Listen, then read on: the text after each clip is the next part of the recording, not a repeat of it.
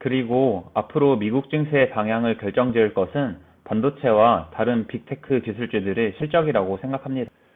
안녕하세요. 투자를 기록하는 구호개미입니다. 화요일 하락세가 잦아들며 강보합으로 마감했던 미국 증시가 수요일 반등에 성공했습니다. 수요일에는 컨퍼런스 보드 소비자 신뢰지수, 기존 주택 판매 지수, 일부 기업들의 실적 발표 등 몇몇 살펴볼 것들이 있었습니다. 어제 나스닥이 플러스 1.54%, S&P 500 플러스 1.49%, 다우존스 1.60% 상승했으며 TQQQ는 18.98달러로 마감했습니다.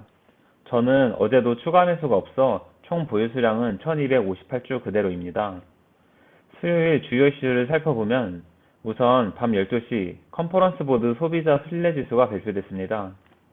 컨퍼런스 보드 소비자 신뢰지수는 경제 활동에 대한 소비자의 신뢰 수준을 측정하며 전체 경제 활동에서 주요한 역할을 담당하는 소비자 지출을 예측하는 선행지수입니다. 이 수치가 높으면 소비자가 향후 경기를 낙관적으로 보며 소비 심리가 긍정적임을 나타냅니다. 최근 3개월 연속 수치가 감소하며 100 근처까지 내려왔고 이런 추세면 100을 깨고 내려가는 것이 아닌가 했지만 어제 이전달 수치인 102보다 크게 상승했으며 예상치인 101을 크게 상회하는 108로 발표됐습니다.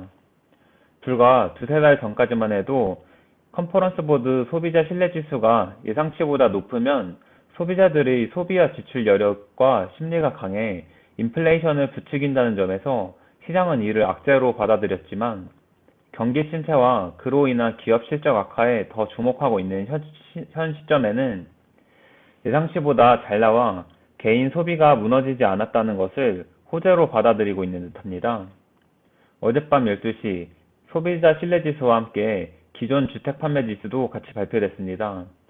기존 주택 판매는 전월에 판매된 신축을 제외한 기존 거주용 건물 수의 변동을 측정합니다. 이 보고서는 미국 주택 시장의 강도를 측정하는 데 도움이 되며 전체 경제의 건전성에 대한 중요한 지표입니다.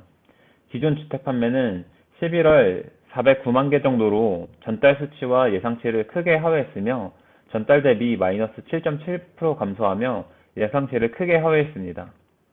채권, 주식 등 금융자산이 실물 경기를 선반영하여 움직이는 경기 선행 지표라면 부동산 자산은 실물 경제와 같이 움직이는 동행 지표입니다. 즉 실물 경제를 바로바로 반영한다는 것이죠. 이번 주 주택시장지수, 주택착공건수, 주택판매지수 등 부동산 관련 지표가 모두 예상보다 안 좋게 나오고 있다는 것은 부동산을 포함한 미국 실물 경기가 예상보다 급격히 둔화되고 있음을 시사합니다. 앞에서의 경기지표 발표 이외에 나이키, 페덱스 등 주요 소비 물류 관련 기업의 실적 발표도 있었습니다.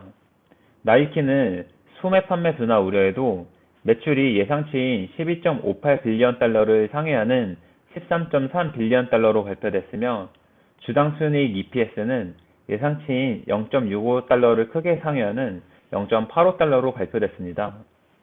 페덱스의 경우 매출은 예상치인 510.54 밀리언 달러를 하회하는 504.8 밀리언 달러로 발표됐지만 주당 순이익 EPS가 예상치인 3.62 달러를 상회하는 3.99 달러로 발표됐습니다. 이에 따라 나이키는 12% 넘게 급등했으며 페덱스는 시가갭을 크게 띄운 채로 시작했다가 상승분을 일부 반납하여 3.5% 상승하며 마감했습니다. 나이키와 페덱스의 실적은 단순히 개별 기업의 실적을 넘어 미국의 소비와 경기에 대해 많은 것을 암시하고 있습니다. 나이키의 경우 필수 소비재에 속하며 지난 11월 블랙 프라이데이가 있었음에도 전체 소매 판매가 안 좋게 나왔는데 이런 상황에서도 어닝 서프라이즈가 나오는 것을 보면 시장을 점유하고 충성 고객이 있으며 브랜드 가치가 있는 기업은 결국 실적이 뒷받침된다는 것을 볼 수 있습니다. 또한 페덱스의 실적을 통해 여전히 미국의 물류 유통이 활발함을 알 수 있고 그로부터 시장이 우려하고 걱정하는 것만큼 미국 소비가 침체되진 않았다는 것을 알 수 있습니다. 반면 반도체 기업인 마이크론의 실적도 발표됐는데 매출이 예상치인 4.15 빌리언 달러를 하회하는 4.09 빌리언 달러로 발표됐습니다. 주당 순이익 EPS도 예상치인 마이너스 0.01달러를 하회하는 0.04달러로 발표되며 반도체 섹터에 암울한 전망을 보여줬습니다. 다행히 예상치를 크게 벗어나진 않았지만 좋게 나오지도 않아 시간의 거래에서 마이너스 2% 정도 하락하고 있습니다. 이제 1월이 되면 또다시 4분기 실적 발표가 이어질 텐데 반도체를 비롯한 주요 빅테크 기업들의 실적이 어떻게 나올지 조금 걱정스럽습니다. 주요 경기 선행지표를 살펴보면 일본 중앙은행의 긴축적인 통화정책에 따라 변동성이 커졌던 채권 시장이 수요일에는 의외로 잠잠한 하루를 보냈습니다. 다만 최근 10년물 국채금리가 크게 상승했던 것에 비해 어제 별로 눌리지도 않고 오른자리를 유지하고 있어 금리가 3.7%를 넘어서는지 계속해서 지켜봐야 할 것 같습니다. 2년물 금리는 시장 참여자들은 이제 최종 기준금리가 5% 정도 될 거라는 전망이 우세해지자 2년물 금리는 4.2에서 4.3의 박스권에서 횡보하며 별다른 변동성을 보이고 있지 않습니다. 한편 사진과 같이 모건 스탠리는 연준 관리들이 내년에 금리를 5% 이상으로 인상할 것으로 예상하고 있지만 거래자들은 정책 긴축의 미래 경로를 계속 저평가하고 있다고 수석 채권 전략자가 수요일 블룸버그 TV 인터뷰에서 말했습니다. 모건 스탠리는 여전히 계속해서 시장에 비관적인 전망을 내놓고 있습니다. 어제 달러 지수도 별다른 움직임을 보이지 않았으며 최근 반등하고 있는 WTI 유가는 미국 원유 재고가 예상치를 크게 하회하는 수치가 발표되자 상승세를 이어가 78달러까지 올랐습니다. 시장은 이제 굵직한 지표 발표를 마무리하고 한 해를 마무리하며 다가올 1월의 실적 발표를 기다리고 있습니다.